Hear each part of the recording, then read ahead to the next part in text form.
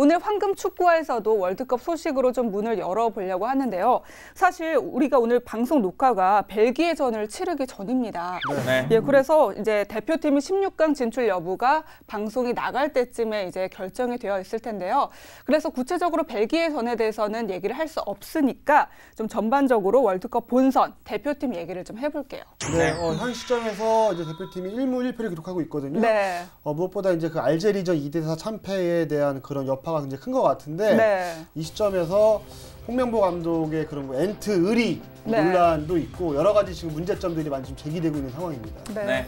그래서 일부에서는 홍명보 감독이 얘기하는 원팀이 네. 선발 11명만을 얘기하는 것이냐 23명을 얘기하는 것이라는 얘기도 있거든요. 네. 왜 그러냐면 러시아전 그리고 벨기에전 치르기 전에 이제 알제리전까지 네. 모두가 이제 선발 명단에 변화가 없었으니까 좀 다채로운 전술, 플랜 B도 나와야 되고 선수 기용도 보여줘야 된다는 이야기도 나오고 있습니다. 네.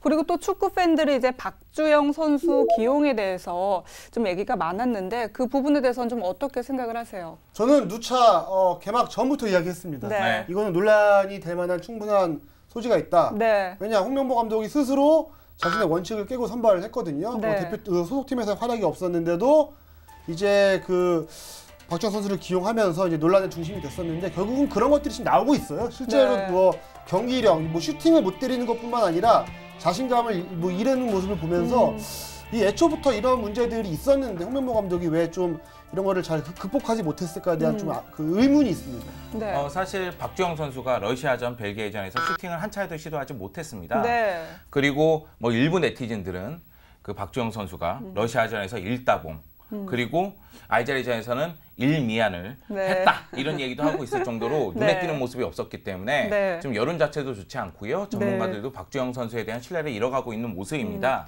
네. 홍명보 감독도 이제 최전방에 대한 고민을 좀 많이 해야 될 걸로 보입니다. 저는 한 가지 아쉬운 점은 네. 지금 그 대안으로 제시되고 있는 이근호 선수와 김진욱 선수가 지난번 경기에서 굉장히 좋은 모습을 보여줬어요. 네. 이런 선수가 있는데도 이전 두 경기에서 박주영 선수를 이제 중용하면서 실망스러운 모습을 보였다는 것 자체가 굉장히 아쉬운 대목입니다. 네.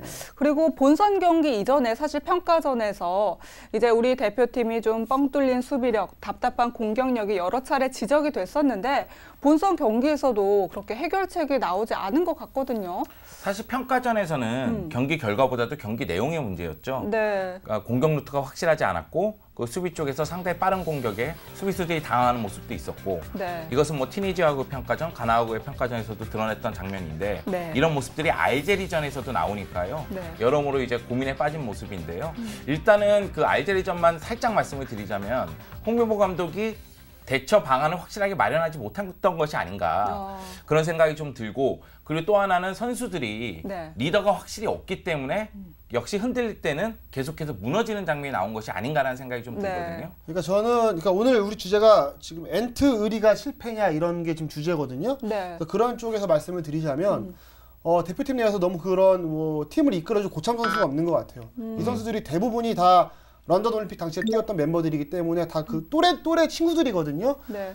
제가 생각하기에는 이런 멤버에 뭐 정말 경기에 못 나간다고 하더라도 뭐 김남일 선수라던가 뭐 이천수 선수라던가 차두리 선수라던가 이렇게 경험 많은 선수들이 좀 있었으면은 이런 좀 위기 상황에서 좀 벤치에서도 화이팅을 독려할 수 있고 네. 그라운드 내에서도 이제 감독 역할을 할 선수가 있어서 좀 이렇게 잘 이끌었을 것 같은데 그런 부분들이 없었기 때문에 너무 본인들이 그러니까 홍명보 감독이 좋아하는 선수들만 꾸린 거 아니냐 네. 이런 논란에는 저도 어느 정도 동의를 합니다. 근데 뭐 반면에 이제 손흥민과 이제 이근호 선수는 이제 한국 대표팀에 좀 긍정적인 모습을 보여준 건 사실이잖아요. 그 부분에 대해서는 좀 어떻게 평가를 하고 계세요? 네, 그러니까 손흥민 선수의 활약을 놓고 봤을 때는 러시아하고의 경기에서는 월드컵 첫 경기이기 때문에 좀 네. 긴장한 모습이 나왔고 그러다 보니까 자신의 장점인 슈팅이 위력을 발휘하지 못하는 장면이 좀 나오긴 했지만은 네. 역시 이제 알제리전에서는 해결사의 면모를 보여줬거든요. 사실 네. 알제리전에서 팀의 리더도 없고 정신적 지주도 없고 어떻게 보면 수비의 중심도 없는 상황에서 에이스는 등장했어요. 네. 그동안 우리 대표팀의 에이스는 이청용이었지만은 이번에 손흥민이 에이스로서 등장함으로 인해서 네. 손흥민이 공격의 활로를 찾아주는 역할을 해줬거든요. 그런 네. 측면에서는 손흥민 선수의 활약을 높게 평가해야 되고 이근호 선수는 슈퍼 서브의 모습을 보여줬습니다. 네. 러시아전에서 골을 기록했죠. 그리고 알제리전에서는 도움을 기록했거든요.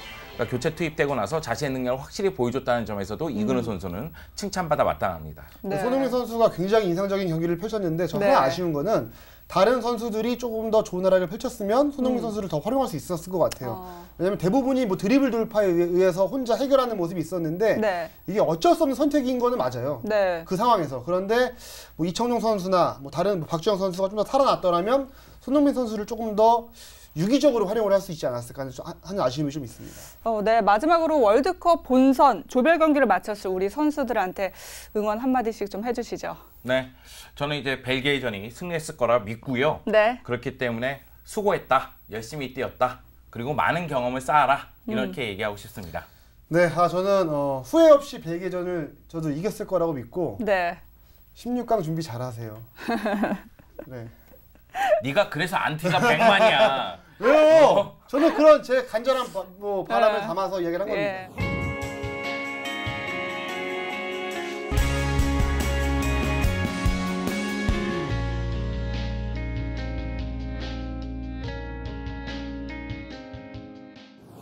예, 알겠습니다.